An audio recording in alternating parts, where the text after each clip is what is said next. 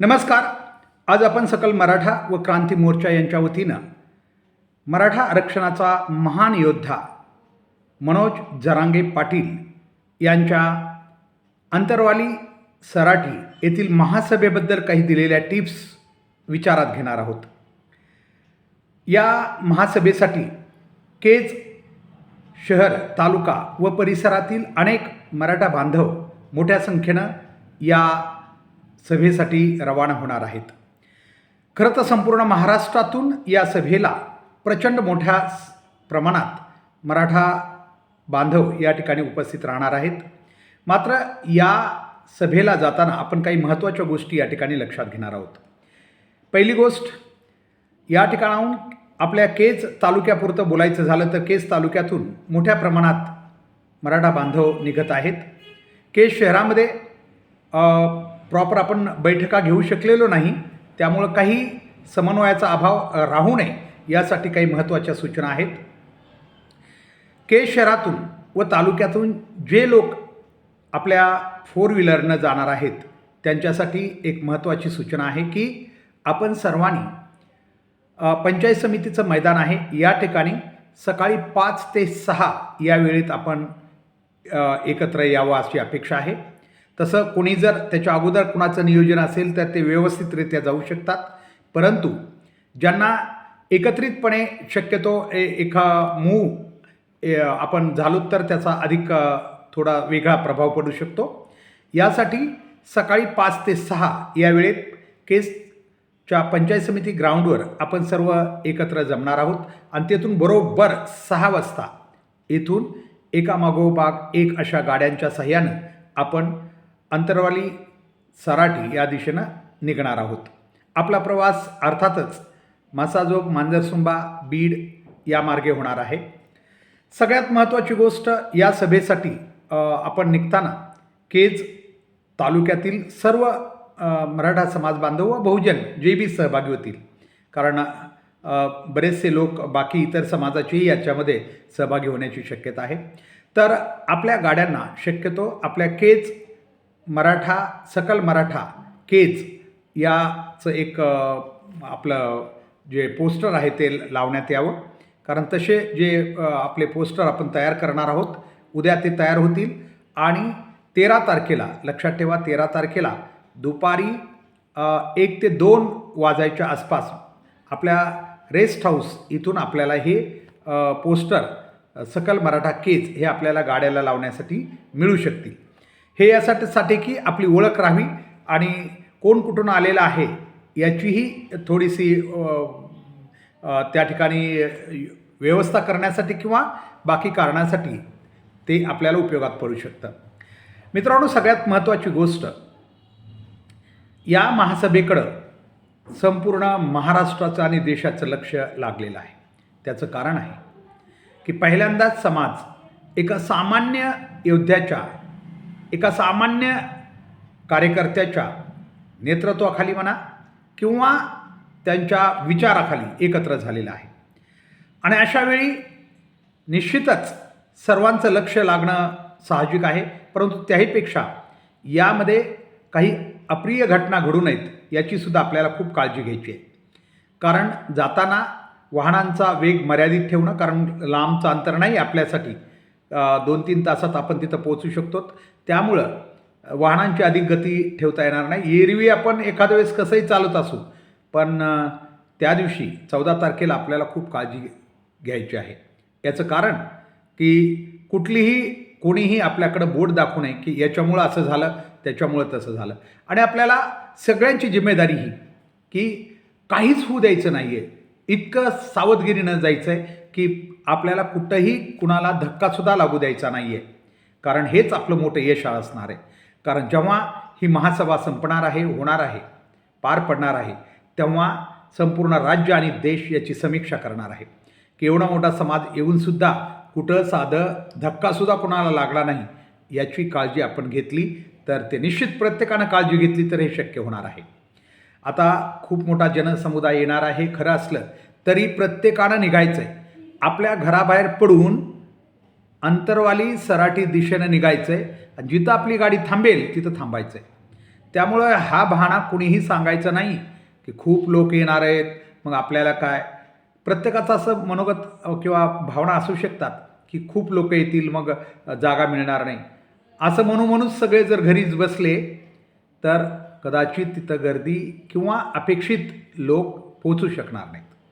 यासाठी, कारण अशा घटना पुन्हा पुन्हा घडत नाहीत हे लक्षात घ्या. कुठलाही समाज, कारण आपण सर्वच बहुजन समाजातील एक प्रमुख समाज आहे, त्यामुळं इतर समाजालाही आपल्याला बरोबर घेऊन चालायचं. पण सध्या तरी आपण मराठा समाजाच्या आरक्षणाच्या हक्कासाठी भांडतोय. बाकी अनेक खरं तर समाजाच्या समस्या आहेत, त्यानंतर आपल्याला मांडता येतील. आता सध्या फक्त आपला जो लक्ष आहे, टार्गेट आहे, ते मराठा आरक्षण आहे. त्यामुळं याच्यासाठी मी यापूर्वी आपल्याला म्हटलं होतं की मराठा समाजानं आपल्या समस्या सोडवण्यासाठी या राज्यात तरी किमान हातात एक साधा खडासुद्धा घ्यायची गरज नाही.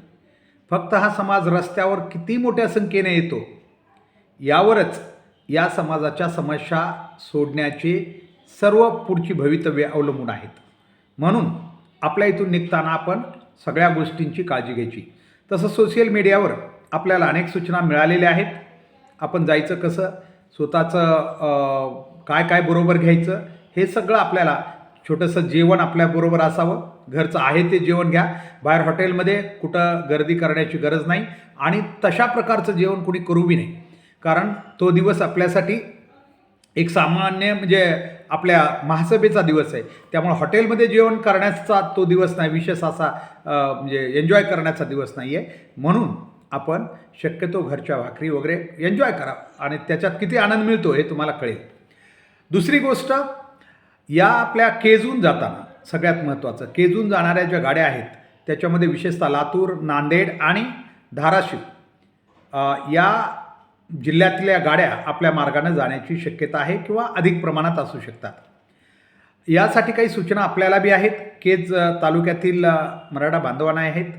केजून निघताना आपल्याला सर्वप्रथम या ठिकाणी काही सुविधा ज्या वेगवेगळ्या दिलेल्या आहेत. केजमधून बाहेर पडताना अतुल इंगळे यांनी टावरच्या समोर, आपल्याला माहिती थोडंसं अलीकडच्या बाजूला टावरच्या त्यांची एक फर्म आहे, त्या ठिकाणी अतुल इंगळे यांनी समस्त बांधवासाठी चहा, नाश्ता आणि पाण्याची सोय केलेली आहे. लक्षात ठेवा कुठं कुठं काय काय सुविधा आहेत. त्याच्यानंतर पुढं आपण जसं जाऊ, पुन्हा एकदा सांगतो, अतुल इंगळे यांनी केजमधून आपण जसंही बाहेर पडू, 6लाच समजा आपण बाहेर पडणार आहेत, तर पहिल्यांदा त्यांच्या तिथंही नाश्त्याची सोय. सगळ्यांनी एकाच जागी थांबावं असं काही अपेक्षित नाही आहे. काही जण तिथं थांबत असतील तर, कारण का की गर्दी खूप होता कामा नये.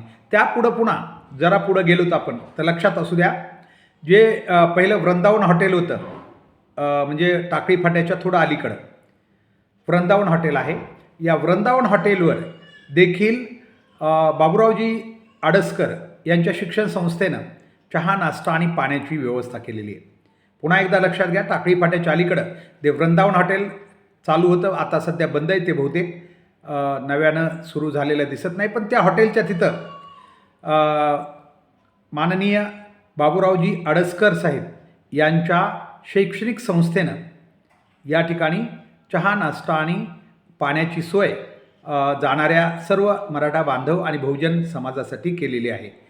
आणि त्यापुढं मसाजोग इथं, लक्षात असू द्या, मसाजोग इथं देखील मसाजोगच्या सर्व ग्रामस्थांच्या वतीनं, मसाजोगचे जेवढे ग्रामस्थ आहेत त्यांच्या वतीनं मसाजोगचा जो स्टँड परिसर आहे तिथंही चहा, नाश्ता आणि पाण्याची पुरेशी व्यवस्था केलेली आहे. थोडक्यात आपल्याला जागोजागी अशा व्यवस्था मिळणार आहेत.